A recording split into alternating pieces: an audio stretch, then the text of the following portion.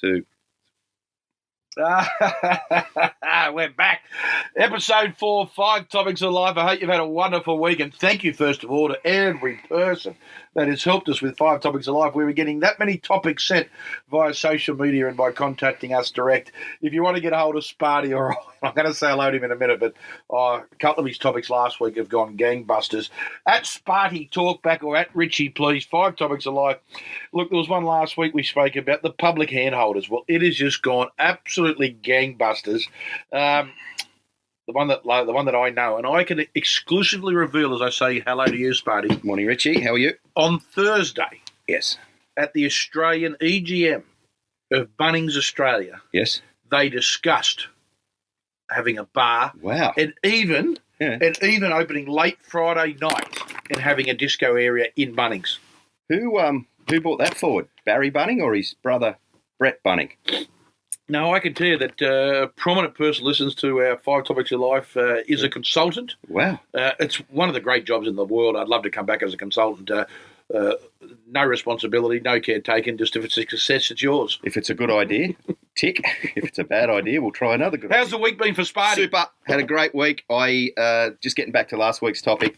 I issued my own demerit point for a lady on Cleveland Street. I was parked in traffic. Did she get out of the car? No. I just looked at her and just sort of warned and just said, You've got to take a photo and just say one. Yeah, so I did that because I was about to take off and she walked in front of me and she had earphones on. I did a little bit, and just pointed and said, You got one coming, girlfriend. That's what I said. What about on Thursday? My wife and I went to watch our youngest daughter play school representative sport. Yeah. Anyway, a lady hit the car. What, with a ball? Or? No, had an accident. Oh. And my mother said to me, she said, whose fault was it? I said, well, I was 20 metres away and Kay was standing next to the car. I said, so I'm timid it was the other. If in this car park, you could have returned around 35 semi-trailers with double carriages. Yep. The lady reversed. She was talking to her daughter through the window and just reversed straight. You would have taken that well. What? You would have taken that well. No. Honestly. Yeah. Hey. She was crying, the poor bugger. Oh, really? But you know what? I told her I'd ring her on Friday. Yeah. And I didn't. So she's had a good weekend thinking, hello. Yeah, look out Monday. 7:58. I tell you what, I did hear a funny joke on the weekend. I was doing a function and, well, you know how I grew up with 3 brothers? Yes. Yeah, so we lived in a house, so we all had single beds. Yeah. So the first time I ever had, or as Sheldon say, caught us, the first time I ever had sex was in my mum and dad's bed. And I remember my girlfriend saying, this is just weird. And I said, just ignore them.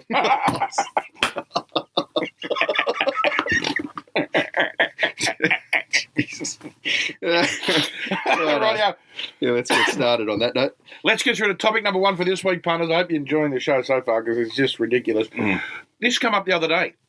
I brought it up on social media, drive-thrus. Yeah. My pet 8.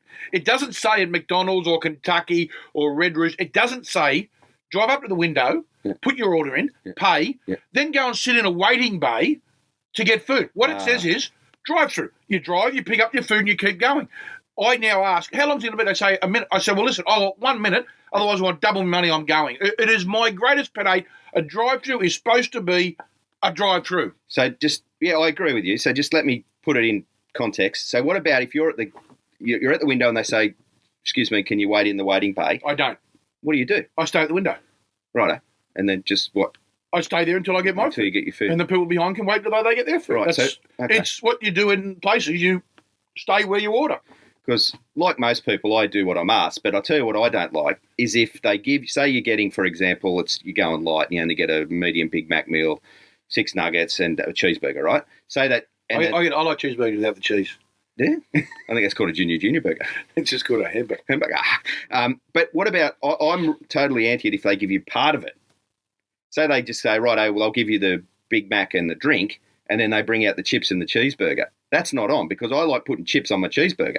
Yeah, and also, but what you're thinking is, yeah, but it doesn't matter. You know what they do? My part is when they get it ready, they get half the thing ready, and you can watch them through the window, and they just have it sitting there, going cold, and they say, it'll be another couple of minutes for because you've ordered something different. I will say one thing, that my auntie, young Pat, and lovely lady Pat, she told me something about 20 years ago, and I liked it. It stayed with you? It stayed with me. First time she ever told me, she said to me, if you want fresh McDonald's, always just change one thing. Oh, yeah, you just take the gherkin off. Yeah. Oh, no, I love gherkin. Do you? Yeah, You're the bloke. I love a double gherkin. You're it. Yeah, I love double gherkin. She just said change one thing. They just say, look, I only want 15 pieces of lettuce on there. 15 and then you get a freshie. You get a freshie. So I think that went back to the days when you used to walk in, they'd all be waiting. I'm pretty sure now, and I've got a bit of intel. Yeah, they used to, didn't they? But you know what? They used to be big too. Big Mac was Big Mac. Big Mac was a Big Mac. Nowadays, it's a medallion on there. It's like a semi Big Mac. It's a nugget. A nugget of meat. But I tell you what, they don't hold back on the lettuce. It's called filling. You call that filling. That's what you call that. You love that, yeah. Oh, yeah. That's when you get like. Although I shouldn't bring this up, but my pet, I love Subway. Do you? But I get into arguments at Subway all the time. That surprises me. I know I'm a Subway freak. No, it surprises me you get in arguments about food. No, like, you know when they just put on like 4 pieces of tomato. I said, listen, fill it up, champ. Like I'm not having all the other salad. I just have lettuce. I have chicken. I have the chicken fillets. Yes. Cooked a minute 20 instead of 40. Yeah. I said, darling, I've had 800 of these. I'll tell you how I want a lot of cook. Yeah. You're not eating it. You're not paying for it. Do you ever go behind and make it yourself? I just have avocado, which is the only thing I've added in 20 years is avocado. I have lettuce, tomato, onion, cucumber. One strip of mayonnaise on the chicken. Don't try and put it underneath. Cheese? It's the only thing I have cheese on in the world. Yeah, right. Only thing I have. White bread or wheat. Nothing else. Oh, it's got to be white. I love when I get to a joint at 12:40 and they say, we've got no white bread. I said, no. What do you do here? Yeah. Anyway, another topic. All right. Now, this one we spoke about previously, but you wanted to bring it back up because we're going to do it. Look, it's pretty pertinent. And this is for most people in households. Arguments between, whether it be your wife, your husband, your partner, and because I watched Bohemian Rhapsody this week, we'll get to that, and your kids. Whose side do you take? And particularly if your wife's wrong or your husband's wrong. Well, look, because I can tell you in our household, if I'm arguing with the kids, my wife takes their side. I'd say 9 out of 10 times. Yeah. If she's arguing with the kids, and if I happen to take the kids' side once, I'm a complete arsehole.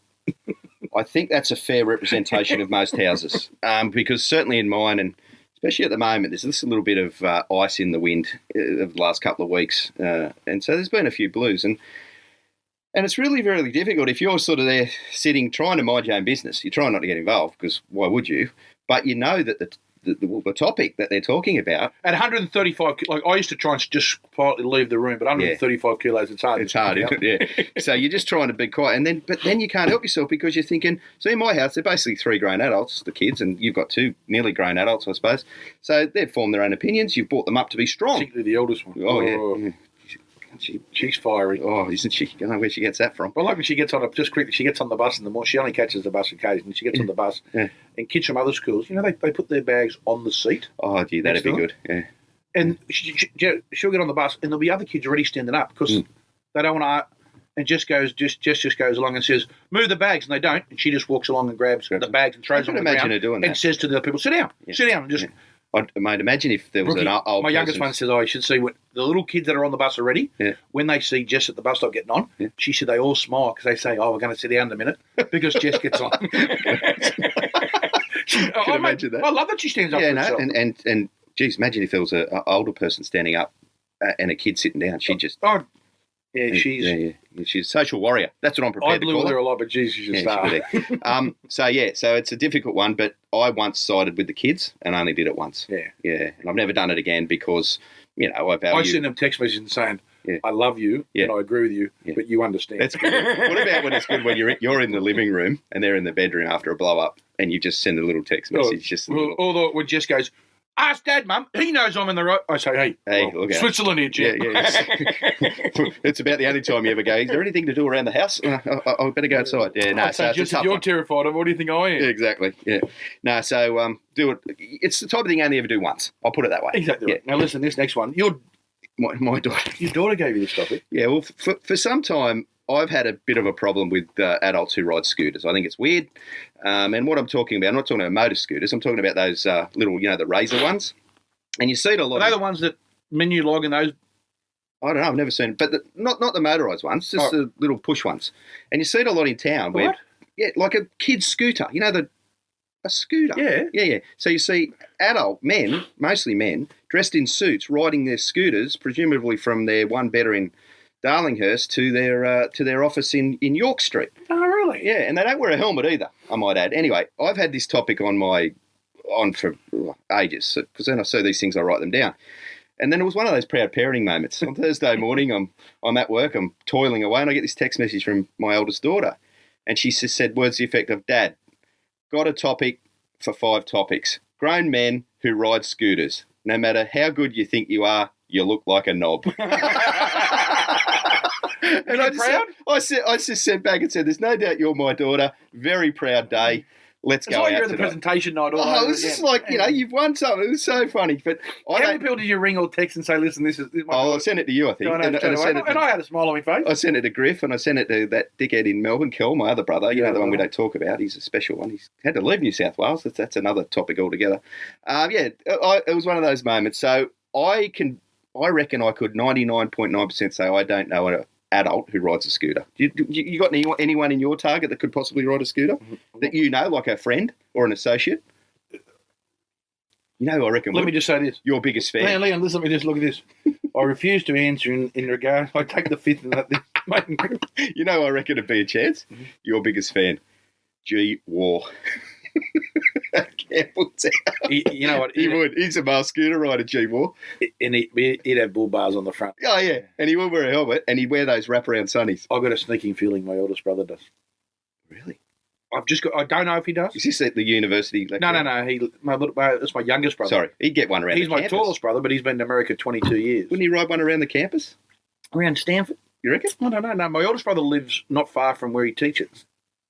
And I just reckon he's... No, you can't be an adult, a school teacher, and a scooter rider. You'd get carved up. We're talking a normal high school here that he teaches at? Yeah. So what would the kids say? Gun teacher. I bet he's a good teacher, but what would the kids say if he's rocking up on a scooter? No way. They like him. Yeah, but if he's I call him... my mum's only ever come up with one funny thing in her life, and God bless my mum. Yeah. Because we're all got different nicknames, my brother and I, and mum nicknamed him Cliff. Yep. Cliff Claven.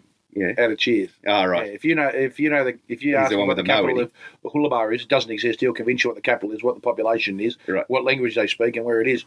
And if you know someone can do 3 somersaults, he can do 4. He can do 4. And if you know someone who can run 10 seconds, the bloke can do 9, 8. So you're suggesting he rides 2 scooters? Good bloke, Cliff.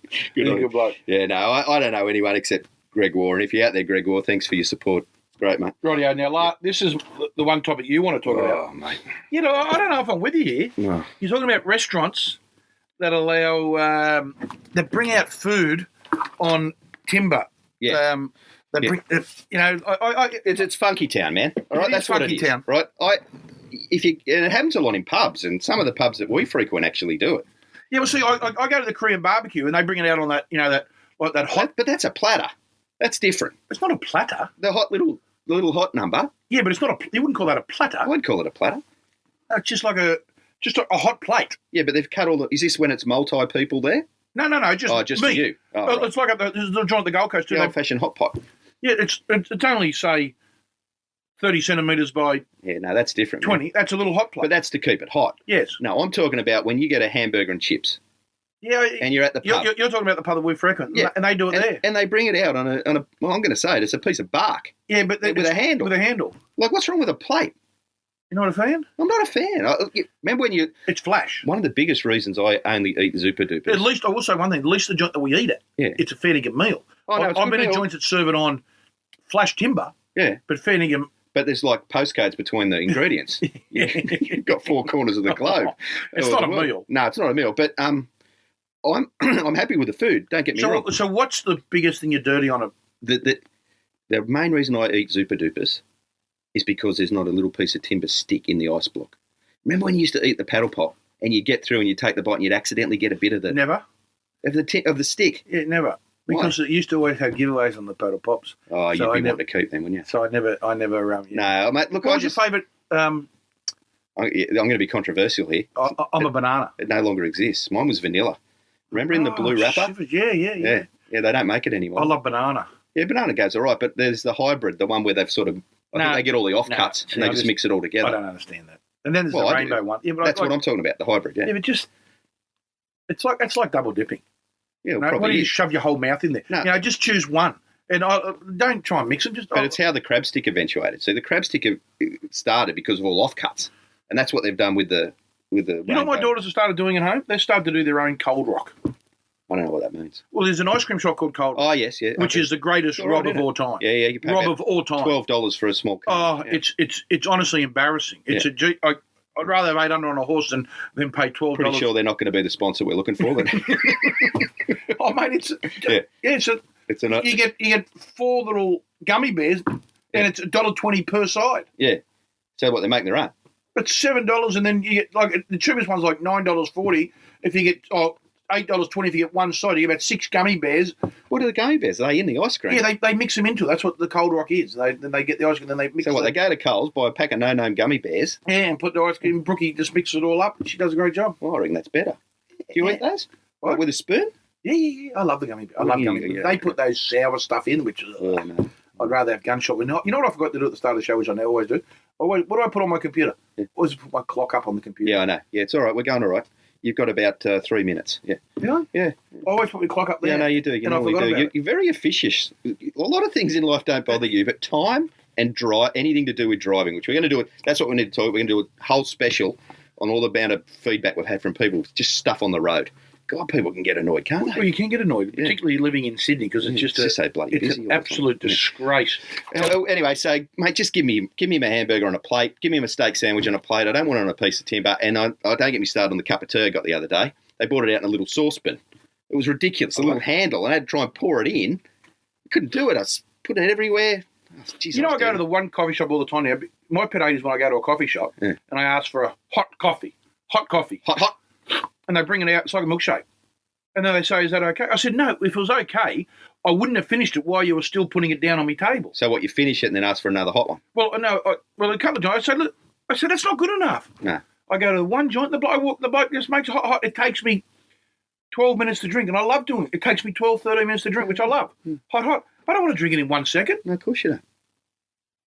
But I'll tell you another thing. You get me upset about this. Yeah. What about when you go to places and they serve like milkshakes, or they serve them in the old lolly containers on the glass? Oh, please. Like, what about them? No, that's a rort.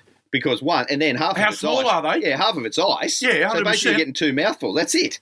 No. Freshly squeezed orange juice. I went the other day and that was $9 for a freshly squeezed orange juice. Because you can go and get it. You can get a whole bottle at Coles. They're really good. I rocked in the other day with a trolley, and the lady said, "Oh, what are you doing?" I said, "I'm going to order bacon and eggs off you because I think it's fairly priced." I said, "I'm going to sit here and squeeze my own orange juice." How'd they take that? You can't do that. I said, "Where does it say that you can't?" It doesn't say. Now listen, Seinfeld. Yeah. So you did rugby league last week. Yes. I wanted to do AFL this week. Yeah.